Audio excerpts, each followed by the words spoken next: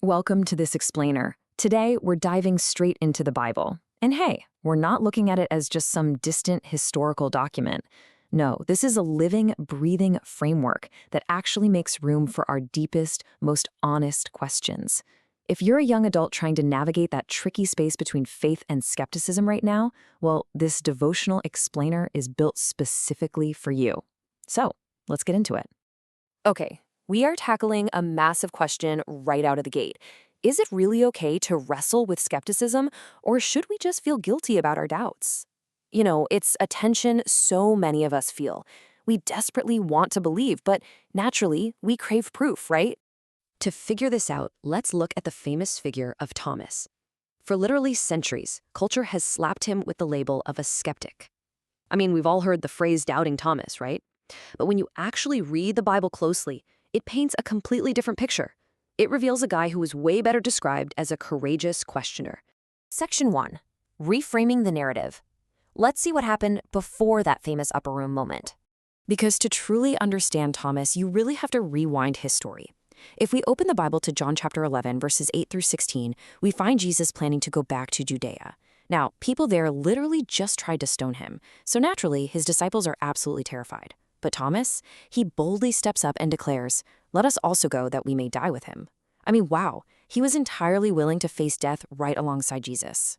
And honestly, this brilliantly illustrates a Thomas who is fiercely loyal and just completely unafraid to ask the tough, daring questions.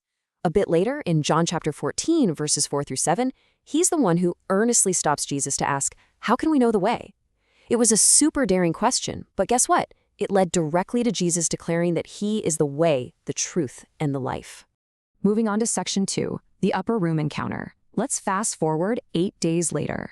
Let's see how this all builds in John chapter 20 with an encounter that pretty much defines Thomas for all of history. So Thomas completely missed Jesus' first appearance to the disciples after the resurrection. When they told him the crazy news, his demand for physical proof was incredibly bold. He literally said he wouldn't believe unless he saw the nail marks himself. In some cultures, you could easily interpret that as sarcastic disbelief. But really, he just wanted to share in the genuine, undeniable experience that the others already had. Think about how Thomas's desire for proof completely mirrors the modern skeptic. Actually, maybe it mirrors you. So many young adults today just want to experience the truth for themselves. You're looking for undeniable proof. And, a lot of people really like Jesus, but they struggle heavily with his followers and the church as an institution. Now, what is truly incredible here is how Jesus actually responds to that intense skepticism. He doesn't shame Thomas at all. Instead, in John chapter 20, verse 27, Jesus comes back specifically for him. He meets Thomas exactly at the point of his need, literally inviting him to touch his hands and his side. And in that moment, realizing he is dealing with someone who unites the seen and the unseen, Thomas immediately believes. He cries out, "My Lord and my God." This incredible moment in verse 28 proves beyond a shadow of a doubt that Jesus is deeply interested in everyone's honest questions. He is absolutely not threatened by your doubt. That brings us to section 3. Let's take a beat for some reflections for your journey. Let's use Thomas's encounter as a kind of devotional mirror for our own faith walk. So here's your first reflection question.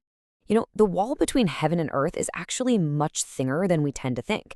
It is perfectly okay to question God all you want, but are you taking the time to actually listen for his response? Thomas asked hard questions, sure, but he stuck around long enough to actually hear the answer. And here is a second question for you to chew on. It's so easy to admire Jesus while distancing yourself from his church, especially when the church gets messy, right? But Scripture constantly reminds us that the church is the Lord's bride. So the really challenging question you have to ask yourself is this: can you truly love the bridegroom without loving the bride? Section 4. A life of purpose and guiding others. As we process these personal reflections, the crucial takeaway here is that we have to look outward too. Back in John chapter 17, verses 20 and 21, Jesus explicitly prayed for those who would believe in him through the word of others.